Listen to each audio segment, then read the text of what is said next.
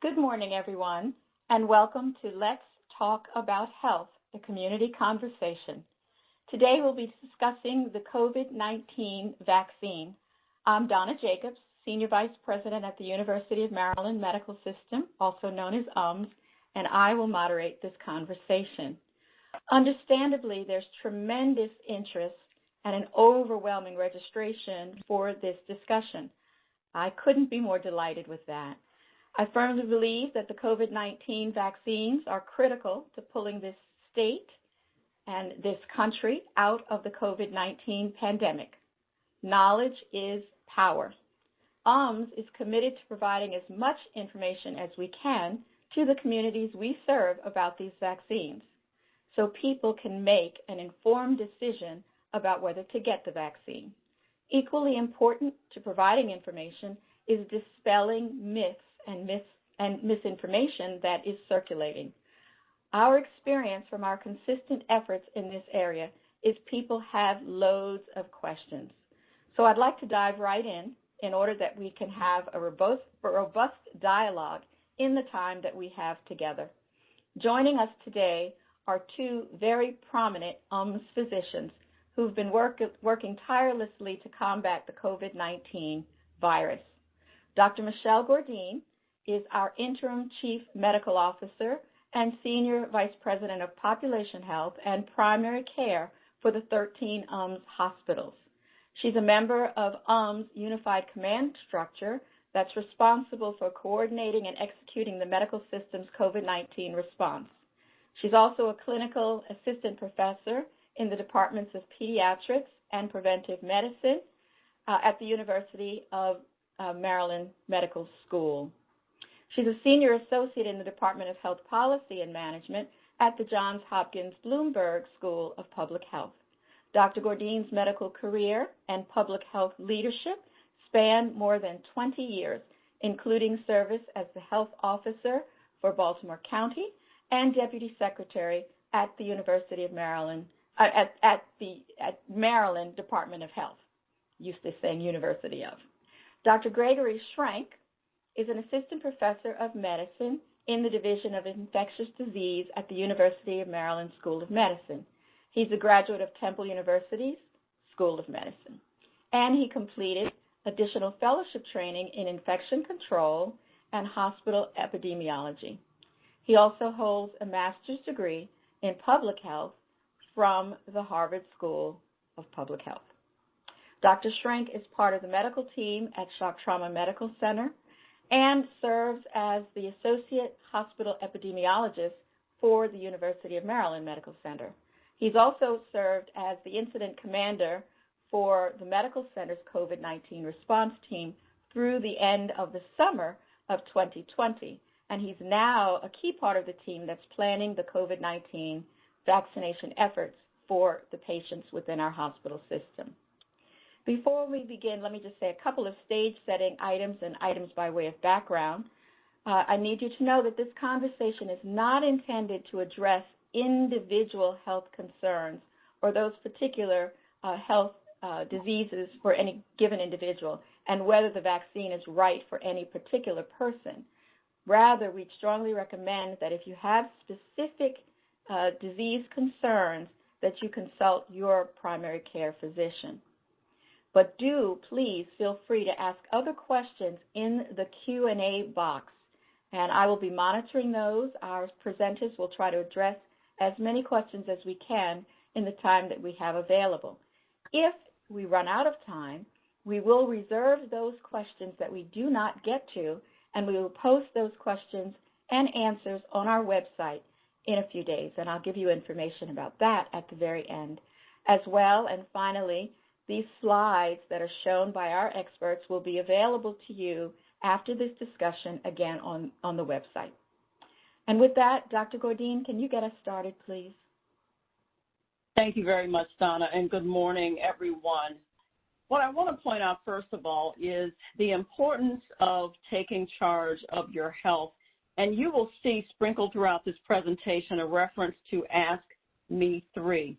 This is a program that suggests using 3 simple, straightforward questions when you're talking to your doctor, your nurse, your pharmacist, or any other healthcare professional to make sure that you get the information you need to understand your health. Those questions are as follows. What is my main problem? What do I need to do? And why is it important for me to do this?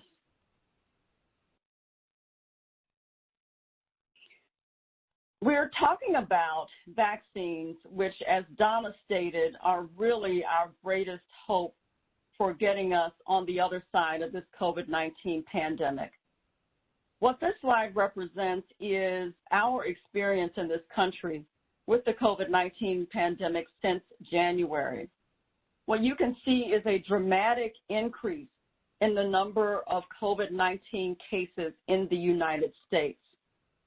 This morning, we know that in the United States, we have seen more than 24 million cases of COVID and more than 400,000 deaths.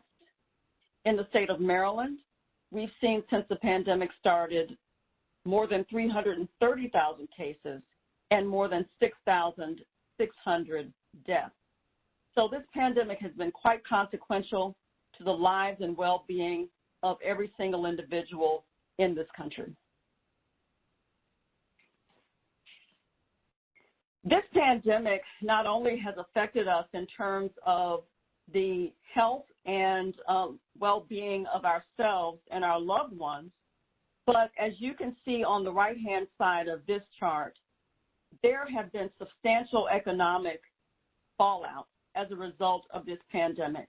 Many families, many communities have experienced economic insecurity as demonstrated by high levels of unemployment. And so this pandemic is not only a health care pandemic, but it also is an economic crisis. So COVID-19 obviously is an infection that is associated with illness and death. What we want to highlight for you on this slide is the fact that certain individuals are at higher risk of becoming infected with COVID and of experiencing serious complications from COVID. So who are these individuals? We understand that individuals of older age are more likely to experience complications from this disease. We also understand that people with certain underlying conditions are also at higher risk for developing complications. These conditions include cancer, kidney disease, obesity, and organ transplantation. What we've also understood is that COVID has shown a light on inequities in this country in terms of the distribution of illness across our country. In the state of Maryland through January 11th, we know that Hispanic and Latino people were more likely to have contracted COVID, and Black and African American people were more likely to have died from COVID disease. As I stated earlier, we absolutely believe that vaccines represent our greatest hope to end the pandemic. Vaccinations not only protect ourselves from COVID infection, but they also protect our families and our communities. The goal is to ensure that we have enough people vaccinated across this country that the COVID virus is no longer able to spread among people. This is called herd immunity, a term which you probably have heard quite a bit. But simply what that means is once 70 to 80% of the residents in this country are vaccinated against COVID, science believes that that will prevent COVID from being easily spread among individuals and therefore end the pandemic that we are now dealing with. So returning to Ask Me 3, here are some suggested questions that you might want to ask your doctor, your pharmacist, your healthcare provider related to what we just discussed. Here's one question. I had COVID-19 a few months ago. Do I need to get the vaccine? The answer is absolutely yes. We do not understand how long natural immunity that comes from being infected with COVID will last. So therefore, we urge individuals to receive the COVID vaccine even if they have had a previous diagnosis of COVID. The latest recommendation is that the vaccination be administered to individuals infected with COVID no sooner than 10 days after the diagnosis. This is what's called the isolation period. And we also understand that the vaccination can be delayed for up to 90 days after infection with COVID. The second question, what do I need to do? What you need to do is get your vaccine when it is your turn to do so. And then finally, why is it important for me to do this?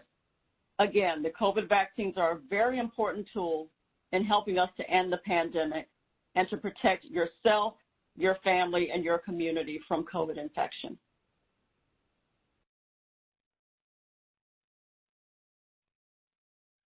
Thank you very much, Dr. Bordina.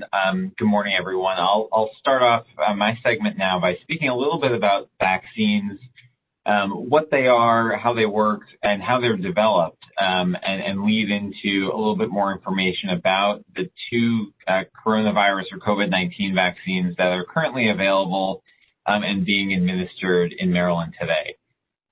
So vaccines are held by many and considered by many, especially those of us in public health, to really be some of the most important medical therapies ever developed by humankind. Not only can they prevent or are they helpful in instances like in pandemics and public health emergencies, but over the course of human history, we've been able to prevent many diseases and illnesses that were terribly burdensome on individuals, particularly young children. Some infectious diseases that were once common and thought to be just part of the experience of growing up in the world of not that long ago were measles, meningitis, polio. Those diseases are fortunately all very rare now because of vaccines. They train the immune system really to be able to recognize a specific type of infection. So each vaccine that's developed and administered is really specific to a certain germ. Some of them target viruses. Some of them actually target different types of bacteria. What they do is they instruct certain cells of the body, specialized immune cells, to develop antibodies. You can see the cartoon there on the right on this slide. There's a virus, it's actually the coronavirus, with then two little Y-shaped structures or proteins next to them. Those are actually antibodies that are then locking onto the virus and helping our body to take care of the virus before it causes severe disease. So the virus, or these vaccines, train our bodies to develop antibody, which then protect us from future infection. And while some antibodies last a few months, as Dr. Bordina alluded to, we think that natural infection from the COVID-19 virus at least protects us for around 90 days, maybe a little bit more in some people. Some antibodies only last a few months. Some may last a lifetime. And so each vaccine, depending on how well the antibodies last and how protective they are, they may require a booster. And I think many of us are familiar with periodically going to our primary care physicians or primary care providers to receive a booster of certain types of vaccines that then can help increase the level of antibody in our blood and maintain that degree of protection that's so important. So specifically thinking about the COVID-19 vaccines, I think there's been a lot of attention paid closely to how quickly these were developed, really a testament both to the scientific community around the globe, as well as the industrious nature of everybody really involved in both the scientific research as well as production of the vaccine. So what enabled us to be able to, as a scientific community, develop these vaccines so quickly is that we had lots of experience with what are called mRNA vaccines, and I'll speak about this in a few moments. But there have been previous clinical trials for other types of viruses like Ebola, Zika, and influenza using a similar type of approach of mRNA. those were really, that work was really performed and developed out of the NIH down in Bethesda. You can see there on the right a picture of Dr. Fauci, who I'm sure many of you are familiar with at this point at the NIH, as well as on the left there, Dr. Kizzmekia-Corbett, who's actually a graduate of UMBC and has been featured quite prominently in news media most recently because she was really at the center of the NIH's work of mRNA vaccination, specifically around coronaviruses. And we performed prior research at the Vaccine Research Center of the NIH looking at other types of coronaviruses predating COVID-19, one of which was SARS, which some of you will remember from the early 2000s, as well as MERS, the Middle Eastern Respiratory Syndrome, that became more prominent a few years later. We also were able to take advantage of technology that existed in 2020 that wasn't available widely prior to that, to be able to perform what's called genetic sequencing. And that term really means describing the library of the genetic makeup of the virus, perform it very quickly. In fact, the virus was identified and its structure and its makeup shared around the world within just a few weeks of the first case being diagnosed, which is unprecedented really in how quickly we learned about this virus to facilitate and enable us to be able to make vaccine very quickly. So vaccine clinical trials are really broken up into a number of different phases. There is a preclinical component, meaning looking at how well a potential candidate virus may work in a lab using chemicals and different, utilizing virus that's not a part of any animal or human being, but just looking at how well a vaccine may work in a test tube. We also then utilize animal models to help, again, try to determine how effective a potential vaccine candidate might be. Once we have a good sense of the basic science and how well a vaccine may work before going into human trials, we then move into what's called phase 1 clinical trials. That's really a small group of individuals, usually less than 100 healthy volunteers. It's primarily to determine if the vaccine is safe, identify what the best dose is, and then start to look for any side effects that may occur as a result of the vaccine. If under close scrutiny through phase 1 clinical trials, it's determined that the vaccine is in fact safe, there are no serious side effects that we need to be concerned about, and we continue to see that it develops an immune response and develops antibody in people, we then move on to phase 2, which is a larger group then of healthy volunteers, really to then, I think, focus more in on the data around how good the immune response is and then how protective we think that dose of vaccine will be as we head into what's called a phase 3 trial. These are the clinical trials that most commonly garner attention in the news media because they're very large, involving several thousand individuals. And what's key about this phase 3 is how we understand how effective the vaccine is. So when we talk about how effective the Pfizer and Moderna vaccines are for COVID-19, it's based upon the research of these phase 3 trials, where volunteers are randomly assigned to receive either the vaccine or what's called a control. That may be, in some cases, an injection of salt water into the arm, or in some cases, it's another type of vaccine that's completely unrelated to the virus that we're trying to study, in this case, COVID-19. And we can use these phase 3 trials, especially because of how large they are, to really understand even more about how safe and effective they are, and it's where the calculations, how we're able to estimate how effective the vaccine is moving forward as it goes out into the community and is available through the FDA's approval process.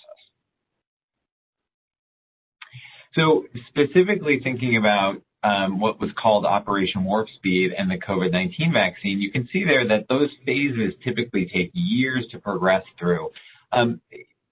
Going back a few decades, it may have actually taken almost 9, 10, 12 years to develop a vaccine.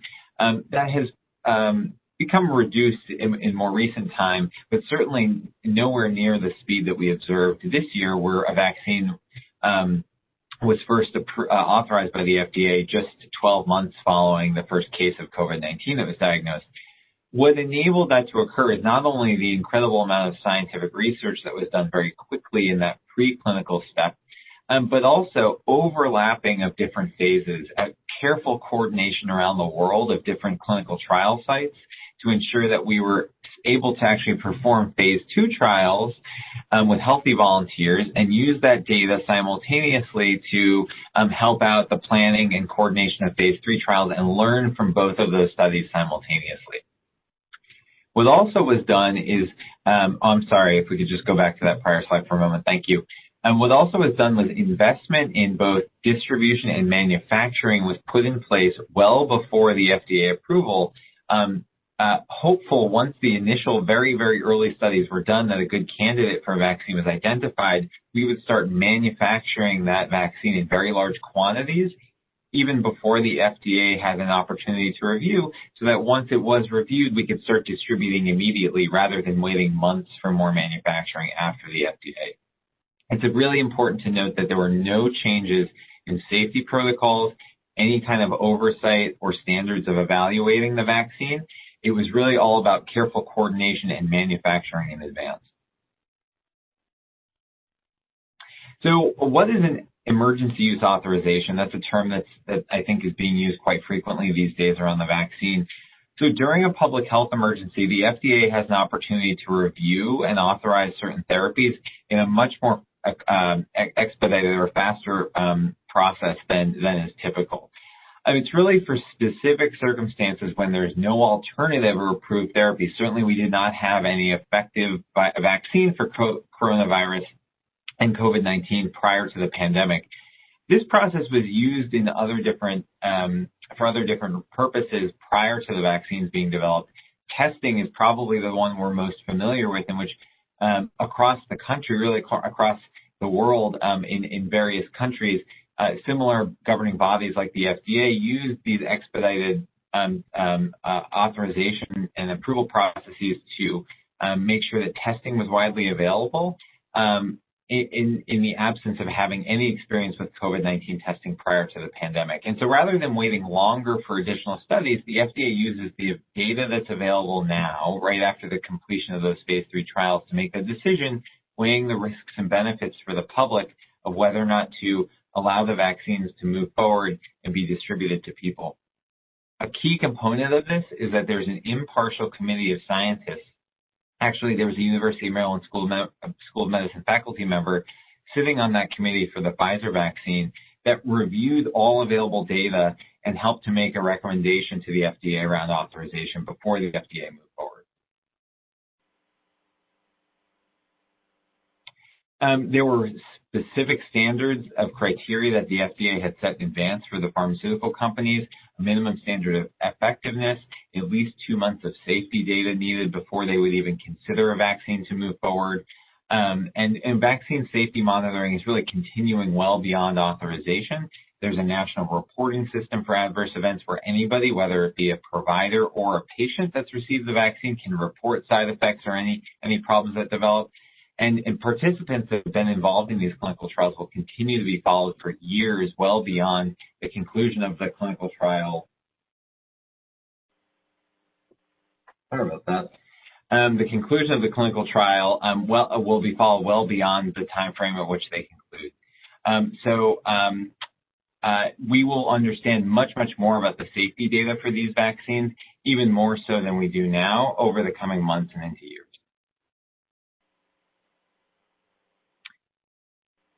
Who was enrolled in these clinical trials? One of the really key important components as the trials were designed and organized around the world is that we were including not just a large number of people, but ensuring that there was a diversity of age, of gender, of racial and ethnic backgrounds.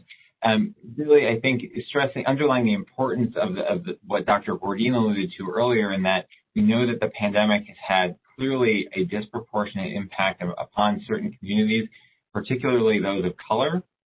And so making sure that we were inclusive of Black and African American communities, Hispanic and Latino communities, and enrolling those participants in the clinical trial to ensure that the safety and effectiveness estimates and review process that's ongoing would apply to all of the members of our community. So you can see there that in the clinical trials, the phase 3 for both Pfizer and Moderna, almost half of participants were women. they averaged about 50 years of age. You can see there that in Pfizer, almost half of individuals were over 55. In Moderna, about a quarter were over 65. And in each clinical trial, about 10% of participants were Black or African American, self-identifying as such, and almost a quarter, really even a little bit more than that in the Pfizer study, were Hispanic or Latino. Many reported having what's considered a high-risk medical condition, something like diabetes or chronic lung disease that we know places an individual at greater risk for developing complications from COVID-19. These are some figures taken directly from the phase 3 clinical trial results and the data that was presented to the FDA.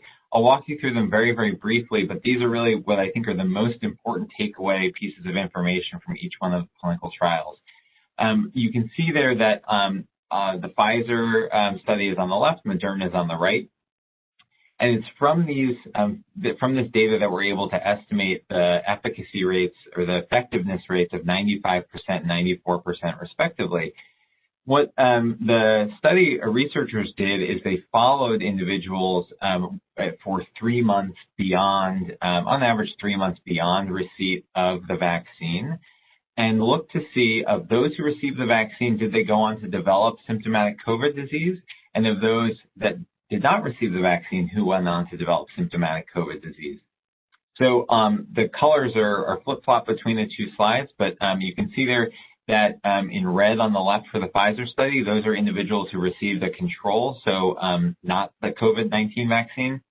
With every time somebody in the follow-up period developed the infection, there was a new red dot added to the line, and it would tick upward, representing the proportion of people within the study that developed infection. Similarly, on the right for Moderna, just in blue. And what's very, very clear, I think, from looking at these is about 2 weeks, somewhere between 10 and 20 days following receipt of the second dose, there's a really broad separation between those two lines, demonstrating that those individuals who received the vaccine were not going on and developing a symptomatic infection, whereas those that had not received the vaccine were still susceptible and developing symptomatic COVID-19 disease. And really that only continued to separate further as we move forward in time from a receipt of the vaccine. And that's where those two numbers come from, 94 and 95%. So going back to Ask Me 3, the first question is, I've heard information that one vaccine is better than the other, and also that it might be better to wait for a single-dose vaccine. So as you can see there from the data I just showed from the clinical trials, both the Pfizer and Moderna vaccines, they use the same technology. They're both very, very effective. 94, 95% is well beyond expectations that were set by the FDA of the pharmaceutical companies, and really would be up there among some of the most effective vaccines available to date for any type of infection. One difference is that the Pfizer vaccine is approved for those who are 16 and older. They did include some adolescents in the clinical trial, while the Moderna is approved for those who are 18 and older. What do I need to do? Absolutely do not wait. We know that we're still in the midst of this pandemic, and as Dr. Bourdin demonstrated earlier, those curves with number of cases across the country are still continuing to climb. So when it is your turn, please get vaccinated. That vaccination, is important to protect not only yourself, but also our communities through development of that herd immunity from severe infection and the complications from COVID-19.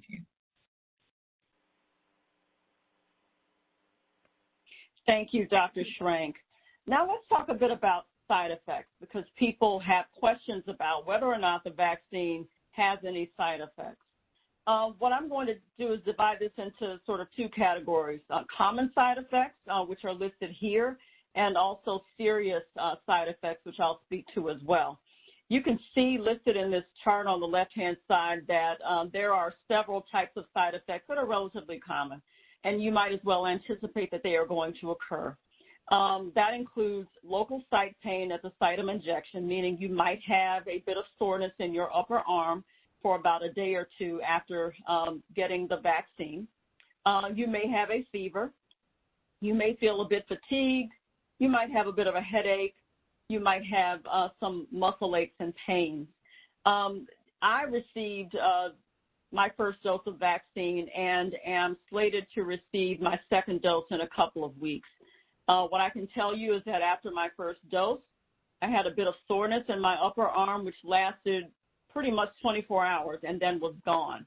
I did not have any of the other side effects, although based on reports from others, some of these side effects are more common after the second dose of the vaccine.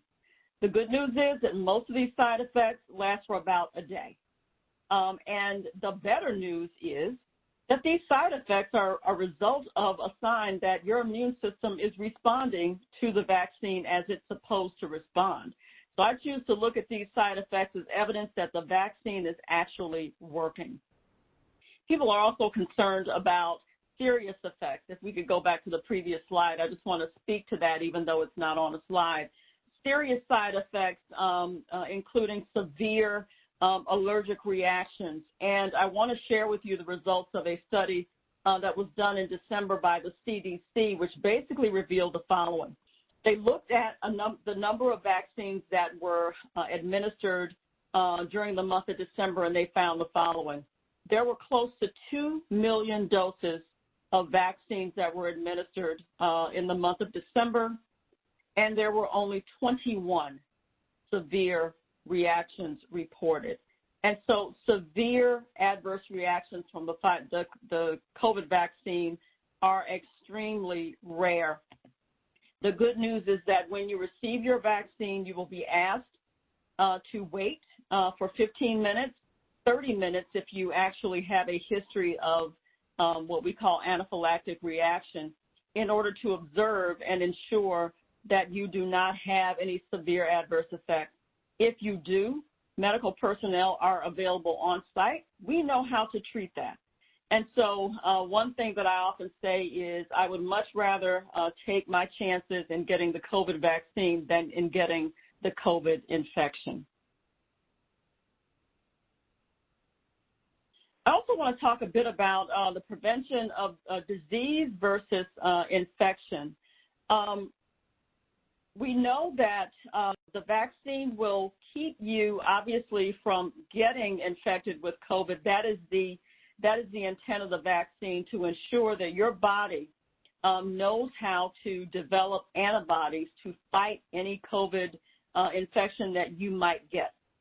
What we don't understand is whether or not the vaccine will prevent you from infecting others. So in other words, it is possible that vaccinated individuals could still shed the virus if you are infected. So if you receive the vaccine, you become infected with COVID, the vaccine has trained your body to fight that infection, but we still do not have enough information about whether or not, even though your body is protecting you against the effects of COVID, we don't know whether or not you are able to spread that to others. And that is why it is so important, even after you receive your doses of the vaccine, that you continue to wear your mask, you continue your social distancing, your hand washing, and hand sanitizing.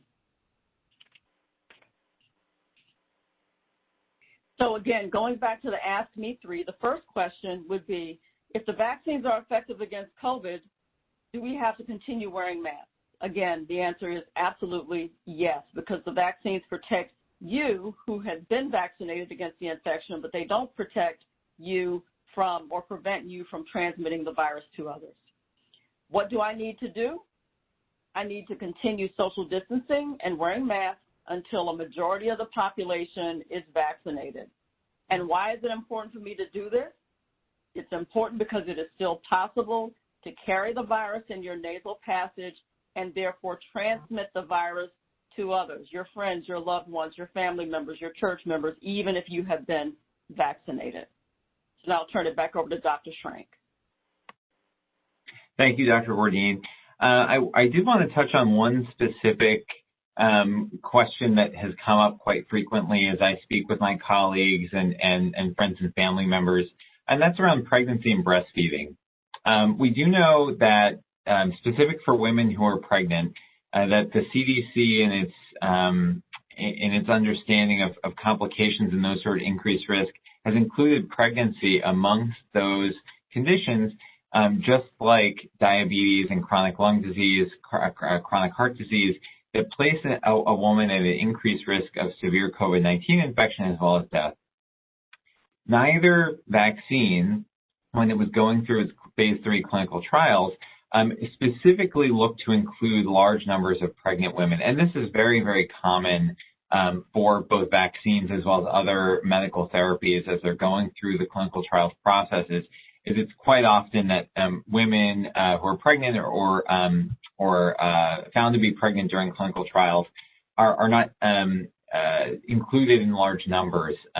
So we don't have specific safety data for use in pregnancy and breastfeeding just yet.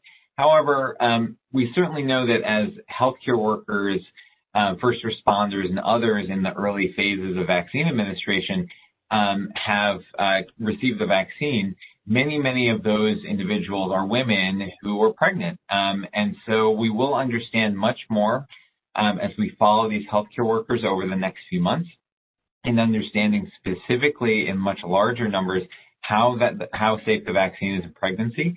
There is no, based on our understanding of how the vaccine works, there's no reason to suspect that it would not be safe in pregnancy. There just is not a large number of women that were included in the trials who received the vaccine so that we can conclusively say that with data. Recommendations from the American College of Obstetrics and Gynecology, ACOG, as well as the CDC, are that the vaccine should not be withheld from pregnant women who meet criteria for vaccination, really because of that first bullet point on this slide, that we do know that women who become infected with COVID-19 while they're pregnant are at higher risk for complications. And so without any data to suggest the vaccine should not be allowed, it's really weighing that risk and benefit. And of course, it's up to an individual woman to decide along with their primary care provider, their obstetrician, if the vaccine is right for them. But we certainly would encourage all women who are eligible to receive the vaccine and while pregnant to receive it and feel confident in doing so that it will be safe. There's no scientific evidence at all that the vaccine affects fertility. There have been there's been some myth and rumor floating around in certain areas of news media and online that the virus, that the vaccine itself targets specific proteins that can be found in a woman's placenta or uterus and affect fertility. That's in fact not true, and that the spike protein that the vaccine targets is really unique to the coronavirus, the SARS-CoV-2 virus. It's not found in the placenta nor anywhere else in the human body, and so there's no evidence at all that COVID-19 antibodies impact the placenta or fertility in any way. And that's actually true for men as well. I'm focusing here on pregnancy, but certainly for men and fertility. I did want to touch upon the new COVID-19 variant that is in the news quite a bit. There are a couple of different variants that have been identified. I'm going to speak a little bit about the one that's referred to as the UK variant, or the British variant, though there is another from South Africa. They are similar in that the mutations or the changes in the structure of the virus are occurring in the same location. So just to make sure that everybody is a little bit familiar with the structure of the COVID-19 virus as I move into some more detail about this variant, the virus is a small, actually little sphere. You can see there on the left with some genetic material inside of that circle. And on the outside of the circle sit small little spikes. They kind of look like a crown, which is actually where the coronavirus then gets its name, corona. Those spikes are called the spike protein, and they're made up of a few different parts.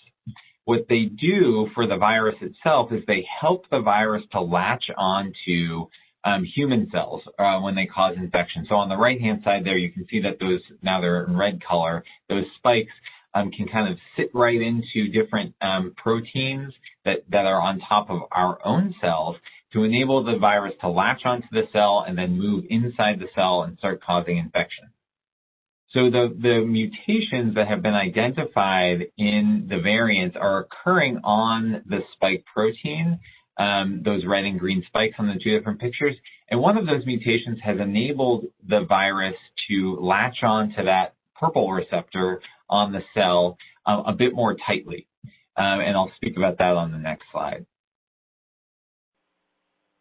So we think that because the virus is able to latch on to the cell a bit more effectively, it may take less virus to infect a person. So an individual might not need to be exposed to as much virus to be infected, making it potentially more transmittable.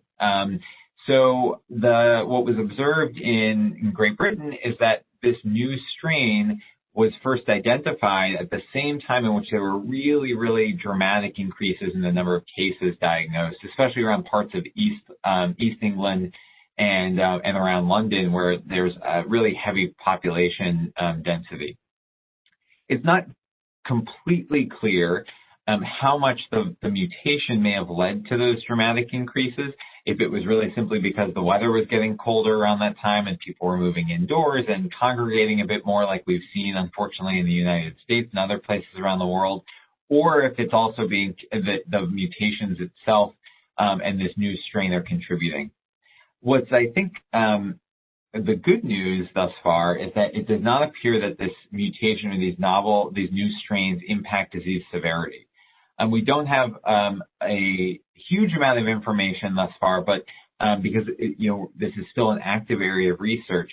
But what we do know from looking at a few thousand cases in England is that it doesn't appear that when you compare people that had infection with the new strain and those who had infection with the prior strain or the most common strain of COVID-19, that there's no increase in either rates of hospitalization or death. So we need to study that in more detail, certainly, but that's at least what our preliminary understanding, our early understanding of this is. Will it impact vaccine effectiveness? I think this is the biggest question that all of us are really thinking about as well. So these mutations or these changes to the cell structure or the proteins of the virus occur in a few different locations, but they don't dramatically change what the spike protein's shape looks like. And when we receive a vaccine, the vaccine actually triggers the development of antibody, trains our bodies to develop antibody at all different parts of the spike protein, not just the single location where one of these mutations may have occurred or changes may have occurred. And so we believe that more mutations would be needed and more dramatic change of the spike protein needed to impact the vaccine. Dr. Bourdin actually spoke earlier to some of the side effects that are pretty common and mentioned that that's a sign that the vaccine's working.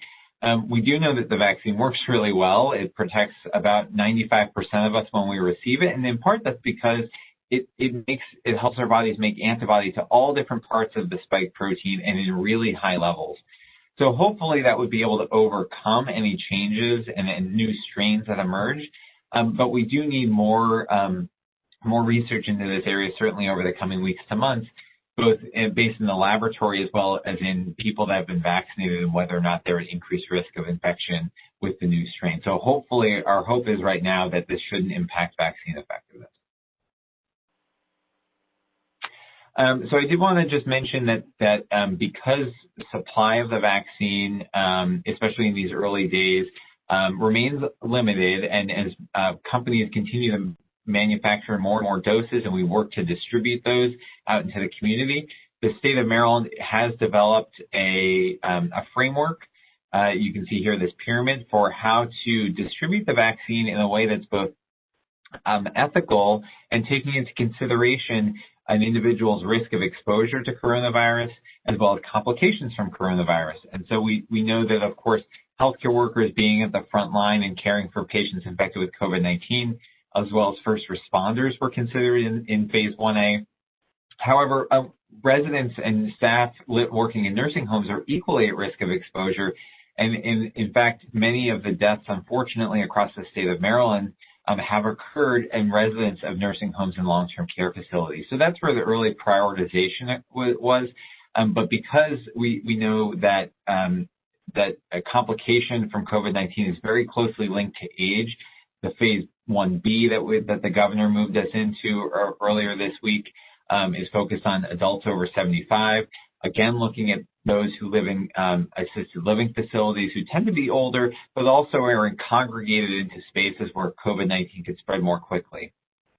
What we'll also be seeing as we move through these phases, as I mentioned, consideration of exposure to COVID-19. So it's not just healthcare workers that we know are at the front lines of this pandemic. There are other individuals who work as essential frontline workers in helping to grow our food, to distribute our food so that we have food safely. Those who work in grocery stores that enable us to, that keep those stores open every day and enable us to go and buy our food safely. Those other frontline workers that are really key to ensuring that society is able to continue forward, and we're able to get all of the essential, our food by our products, and also those who are involved in education that are teaching our children in public schools, making sure that we're vaccinating them early as well. Not only are those essential frontline workers really heroes in their own respect, but we also know that many of those industries and occupations, the majority of those people are from communities of color, which we know that have been disproportionately impacted by the coronavirus pandemic. And so not only is it taking into account risk of COVID-19, but also the health inequities that have been exacerbated and really revealed by the pandemic. When we move into phases 2 and 3, it'll be much more expansive in who is eligible for the vaccine, not only younger individuals under 65, but also those with some of the chronic medical conditions we know, again, place you at high risk for complications of COVID. Right now, we're sitting in phase 1B, and we hope to move forward into phase 1C with distribution of the vaccine very quickly, and that will be coordinated through the Maryland Department of Health and the governor's office. Well, let me thank you both for such a wealth of information explained in such a succinct and important way. We appreciate that. I want to make sure that everyone knows there are some resources that are continuously available to you, and they are here on this slide. I won't read them through, but the Centers for Disease Control has an excellent website where information is updated continuously, as does the Department of Health here in Maryland. And the University of Maryland Medical System has some information for you online. I want to add one to this. So one is ums.org/vaccine if you want general information about the vaccine. Several people have asked, when can I get the vaccine? And ums.org/getthevaccine will begin to give you information of that nature, and you can look to see where you might want to get it around the state, just not in Baltimore City, of course. And then I want to let this group know, if you don't already, that this past Monday on the King holiday, we had a town hall that was moderated by Dr. Freeman Rabowski, who is the president at UMBC. The MC was our very own Dr. Mohan Sunta, who is our president and CEO, and 5 of our prominent physicians, including Dr. Gordine, spent an hour talking about the vaccine, why one should consider getting it, the effects, as you've heard today, and how it was developed, and more. That you can see, that entire town hall, if you go to Finding Hope, ums.org/Finding Hope, as well as other information that you may find relevant, including vaccinations as they occur, and various of our employees talking about their experiences. I want to also note for you that ums.org/COVID/Espanol will get you to several web pages where the information related to vaccines and coronavirus has been translated into Spanish. And now let us move into the Q&A. There are many questions, and as I expected. And I want to first acknowledge the many questions that are related to some areas that the two of you have already addressed. And thank you for anticipating that. Pregnancy and fertility.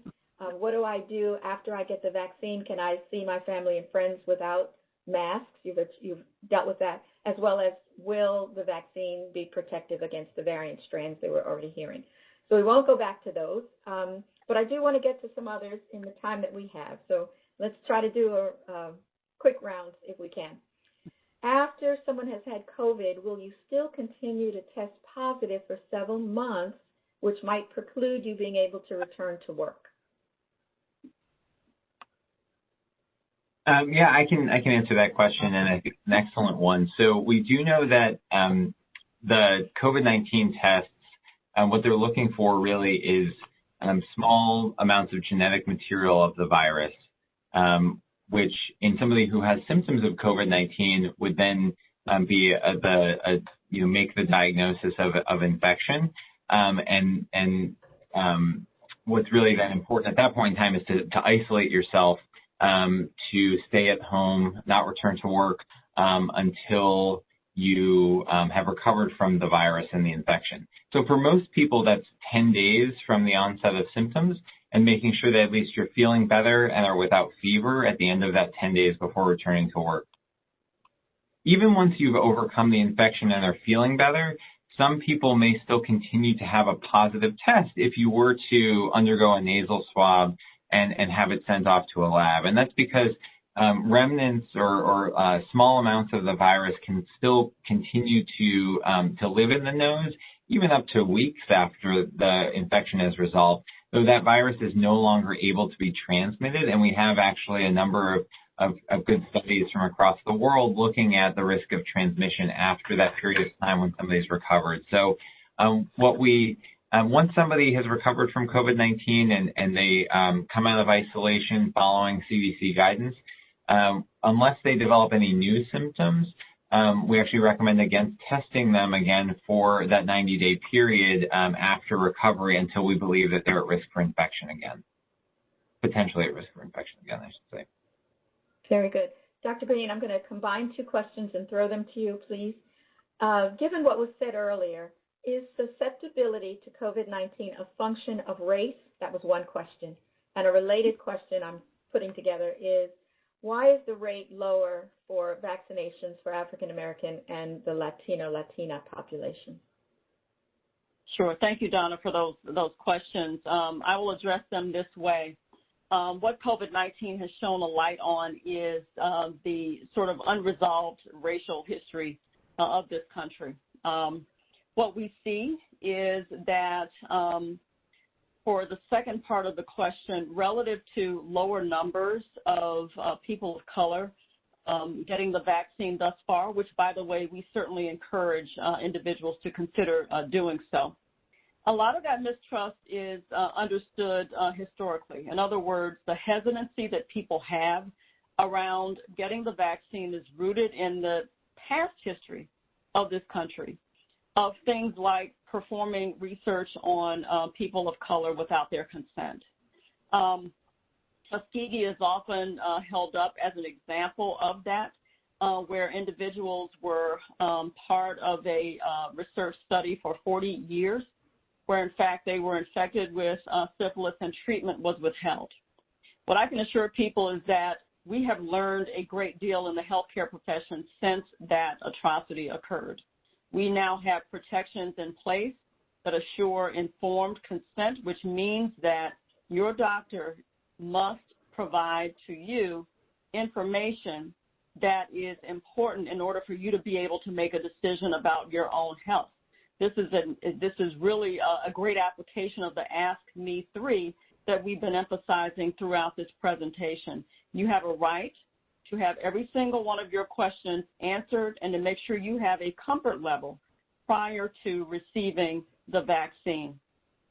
The previous mistreatment of African Americans in particular in this country is really based on a previous set of inequalities where we were, quite frankly, not treated fairly because of our race.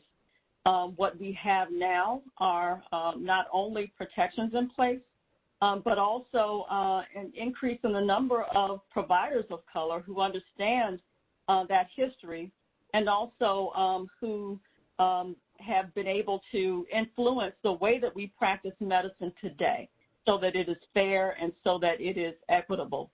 And so part of the purpose behind this conversation series today is to provide you with all the information that you need, and you certainly have every right to ask any question that you need to ask in order to make a decision about getting the vaccine. We clearly hope as doctors that you decide to get the vaccine because we believe it's extremely effective in reducing the disparities that we are seeing in COVID infection.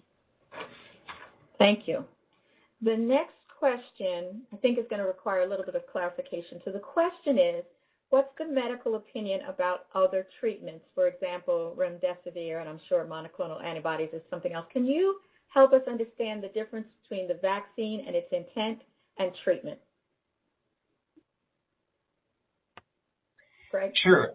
Yeah, happy to answer that question. So the medical therapies that have been authorized by the FDA as well, one of them called remdesivir, which is an antiviral medication that has been prescribed since the early days of the pandemic to treat COVID-19 disease, as well as monoclonal antibodies.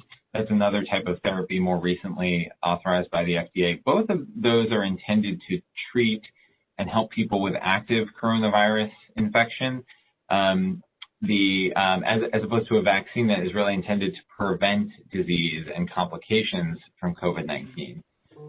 So one is, once you've already been diagnosed, a therapy to help you get over the infection more quickly and reduce your symptoms. And the other, the vaccine, is really to prevent infection and ideally spreading infection as well. One thing that's, I think, challenging, because they both involve antibodies, is the difference between monoclonal antibody and a vaccine. Monoclonal antibodies are antibodies that have been developed in a laboratory that essentially mimic your body's own antibodies and can help to give you a burst of immunity very quickly, almost as if you had been vaccinated previously. But again, that's something that we use after diagnosis and infection, as opposed to the vaccine that's really intended to be given before and to prevent disease. All right, we only have a few minutes left. I want to get as many in here as we can, so I'm going to try to jump in on a couple of these. How does a housebound person get the vaccine? That's one question. And let me just say, and you all correct me if I'm wrong, that given the refrigeration needs for these vaccines that we have, we're doing the vaccines that we're doing on campus, but the health department is really aware of the fact that some people are housebound, and also that some seniors or others may not have computers or be able to register that way, so actively thinking about how to address those. And then another question was, can a 2-year-old get the vaccine? And it's my understanding that neither of the vaccines are for children. One is for 16 and above, and one is for 18 and above. That's correct? That's correct. That's right. Okay. Let me go on with some of these questions.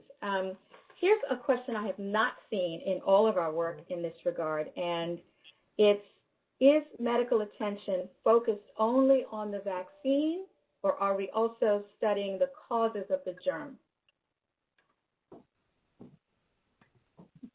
So there's an enormous amount of scientific research being done, I think, really in a 360-degree sense around this virus, both how it's transmitted, the diseases it's caused, who is susceptible, its impact upon society, its impact upon specific communities, the therapies that we can use against it, vaccination. And I think that's another important point brought up in why this virus, what led to this virus developing into a pandemic, similar to other pandemics we've experienced previously, like H1N1 from influenza.